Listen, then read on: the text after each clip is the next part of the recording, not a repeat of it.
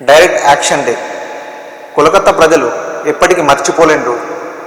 అప్పటి భారతదేశాన్ని షేక్ చేసిన రోజు.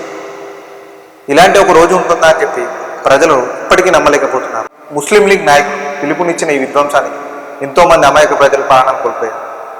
అసలు ఈ విధ్వంసానికి పిలుపునియడానికి కారణం ఏంటి? ఆ ముస్లిం లీగ్ నాయకులు ఎవరు?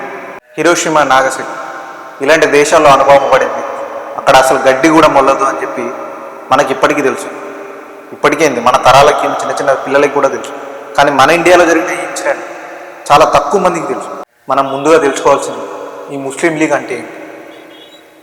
స్వాతంత్ర పోరాటంలో ముస్లిం లీగ్ ఒక కీ రోల్ పోషించింది.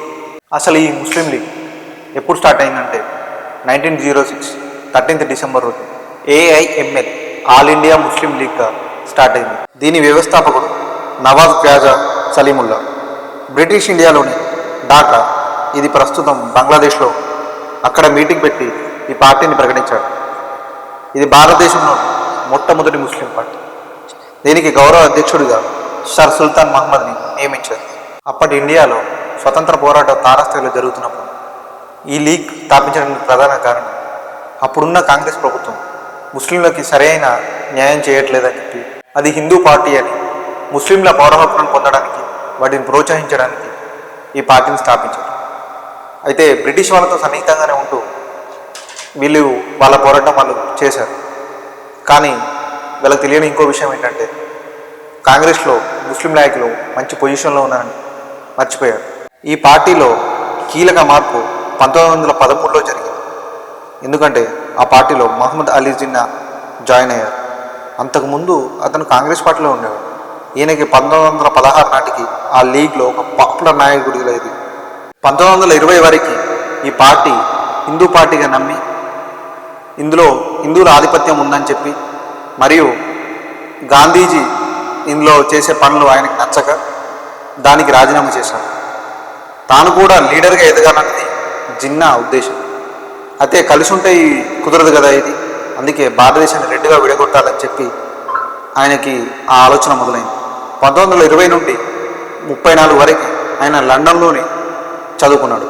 ఆ లీగ్ ప్రారంభ సంవత్సరాల్లో దేశీయ విభజన వల్ల మనసులో లేనప్పటికీ జిన్నా 1934లో లండన్ నుండి తిరిగి వచ్చాక భారతీయ ముస్లింలలో హిందువులు ముస్లింలు ఒక దేశం కాదని, వారికి సపరేట్ నేషన్స్, సపరేట్ కల్చర్స్ ఉన్నాయని చెప్పి ఒక విషయాన్ని నింపాడు వాళ్ళ మనసులో. జిన్నా ఇలా చేయడానికి ప్రధాన కారణం ఇంకొకటి ఉంది. బ్రిటిష్ అధికారులు జిన్నాతో సన్నిహితంగా ఉండేవారు. అయితే వాళ్ళు ఎలాగైనా ఇండియాకి స్వతంత్రం ఇవ్వాలని వాళ్ళకి తెలిసింది. జిన్నాని ఆయుధంగా వాడుకొని మత కళ్ళలో లేపి భారత్ని పాకిస్తాన్ని విడగొట్టి సంతోషించాలనేది బ్రిటిష్ పన్నాగమే ఈ మారణ హోమానికి కారణం. 1940లో జిన్నా లాహోర్లో ఒక సభ నిర్వహించి అందులో మనం ఒక దేశంగా ఉండడం అసాధ్యమని ప్రసంగించాడు. ఈ సభలో 2 నేషన్ అనే స్లోగన్ని తీసుకొచ్చి విషయాన్ని ఇంకా నింపాడు. వాళ్ళలో కూడా ఈ థియరీ నచ్చని వాళ్ళు కొంతమంది ఉన్నారు.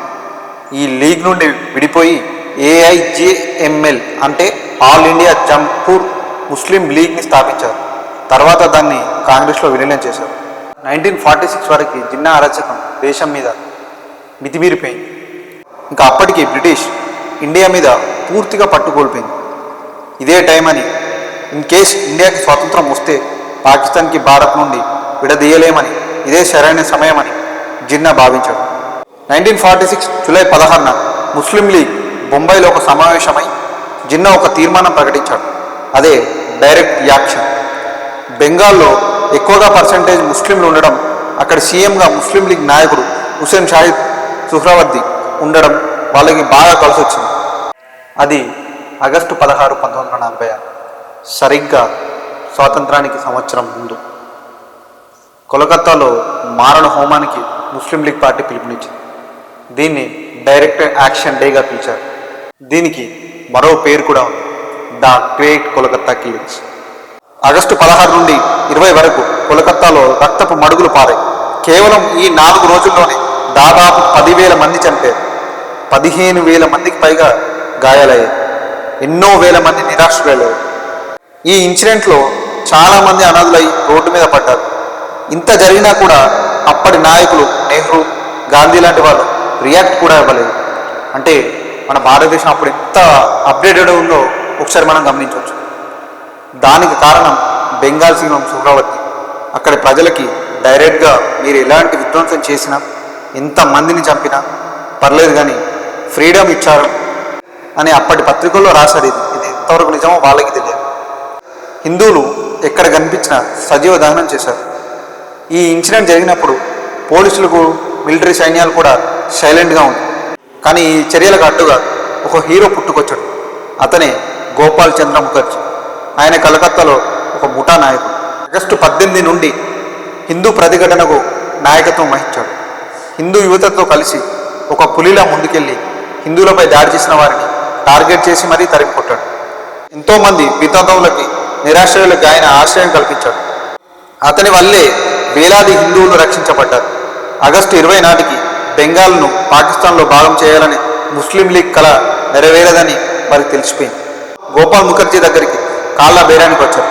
అయితే ముఖర్జీ మాత్రం ముస్లిం లీగ్ సభ్యులకు ఆయుధాలు వదిలేసి హిందువులపై జరిగే అన్ని హత్యలు ఆపేస్తాయని హామీ ఇవ్వాలని షరతులు అతను అంగీకరించాడు. ఇంత మారణహోమానికి కారణం అలీ జిన్నా. అలీ జిన్నా అసలు ముస్లిమే కాదు. వాళ్ళ తాతలు, వాళ్ళ ముత్తాతలు హిందూ మతానికి సంబంధించిన వాళ్ళు గుజరాతీ మాట్లాడేవారు. జిన్నాకి కూడా అసలు ఉర్దూయే రాదు. ఆయన మాట్లాడే భాష ఇంగ్లీష్ అండ్ గుజరాతీ. ఆయన ఉర్దూ భాష మాతృభాషగా, పాకిస్తాన్ మాతృభాషగా ప్రకటించినప్పుడు కూడా ఇంగ్లీష్లో ప్రసంగించాడు.